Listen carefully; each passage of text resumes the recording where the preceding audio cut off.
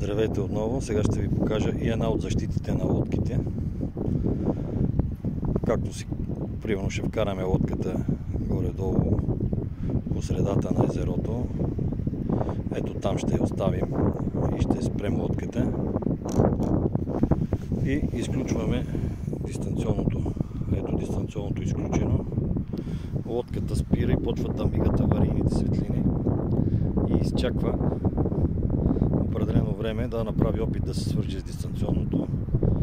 В момента, който не се свърже, ето виждате, дистанционното е изключено, лодката прави обратен ход и с мигащи светлини, аварийни, се прибира към хом точката. Сега ще се приближа, дистанционното е изключено, да ви покажа как мигат фаровете на лодката при прибиране.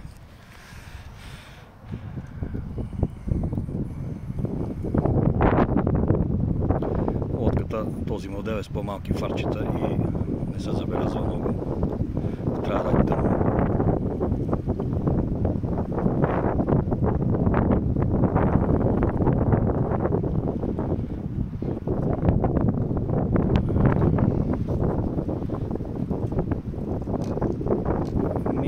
Не знам дали се вижда на клипчето как мигат.